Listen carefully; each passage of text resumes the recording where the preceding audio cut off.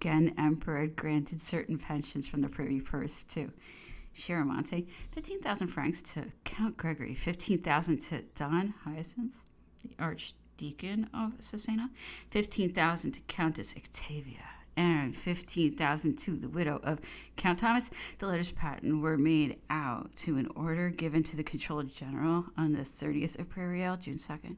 But this was somewhat distasteful to the Pope. And when Napoleon wished to pass on to his nieces, His Holiness expresses the desire that they should be given no pension, only a present.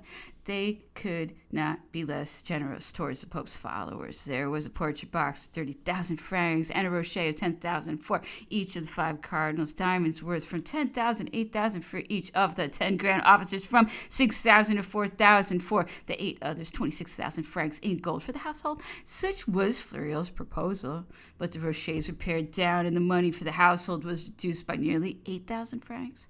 They economized everything, and the economies were mean, even offensive, in the eyes of the Pope, for after announcing and proclaiming what they intended to bestow, they withdrew the presents which had been destined for him, and which had even been exhibited as destined for that purpose.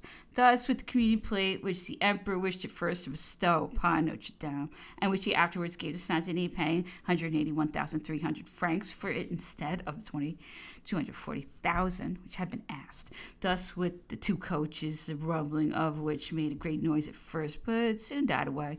Thus, with Gobelin tapestries, which were not of the first freshness, and with the Sevres porcelain, which was reduced to 2 candelabra, and a service for 1 person. Thus, above all, with the tiara, of which the famous emerald seemed in the eyes of Consalvi to be an insult to the conquered, the latter strove with all his power to disparage everything which came from France, to show how mean a use the Emperor had made of his magnificence, and especially to make public the tactlessness of which inferiors had been guilty, but for which the Emperor had to answer, even admitting there was some truth in this, as cannot be denied. For example, in the case of the communion plate and the emerald of Pius VI, is it necessary to believe that the Emperor would have acted in this discourteous manner to show his displeasure? Was this a case of inimitable subordinates or mere stupid niggardliness?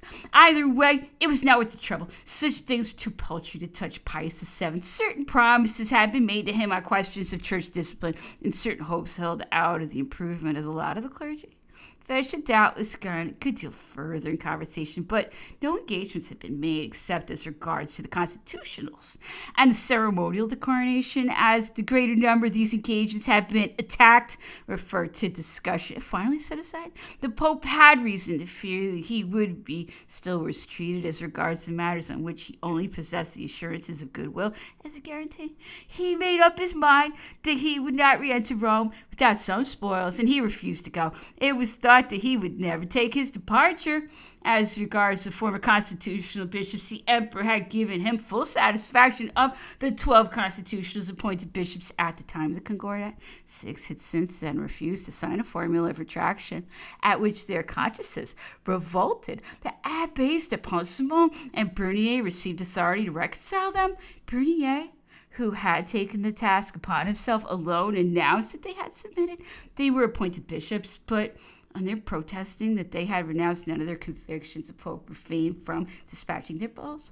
This situation had continued ever since the Concordat. This submission or dismissal had been one of the principal questions of the negotiations between Consalvi and Fesch. After every species of punishment had been discussed, it was judged sufficient that their reconciliation should be made orally to the Pope in the presence of the Abbé de Pont-Simon.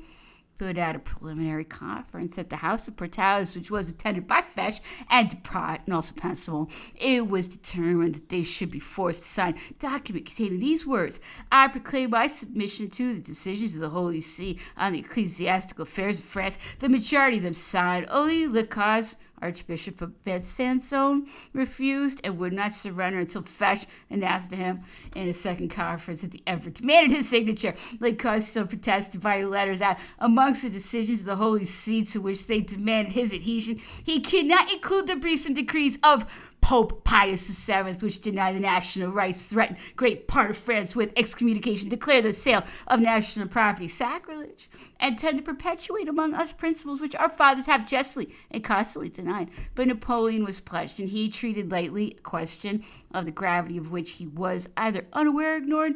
He would not listen to this despairing voice, which uttered a last appeal to the Gallican liberties. The cause was less straightforward with the Pope. He thus recounts his interview. He asked me with an air of kindly embarrassment that showed his apprehension of mortifying me if I had submitted to the decisions of the Church.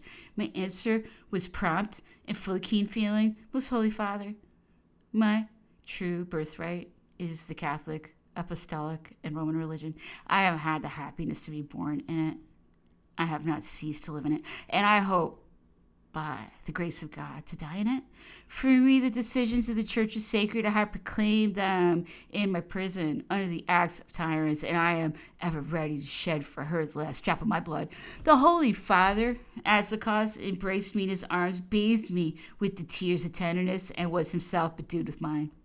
After such effusions, it might be thought that they had understood each other, but actually it was not so. The cause did not understand by the Church the same thing as Pius VII did, but Pius nonetheless believed that he had conquered. The last constitutionals had apparently capitulated, and with them, with also the prelates of the little church, the Gallican Church was doomed to extinction. In the papal court, they would not even allow that the emperor had fulfilled his promise. It was not to him that the bishops had yielded. They had been subdued by the virtues, the affection, and the words of the Pope.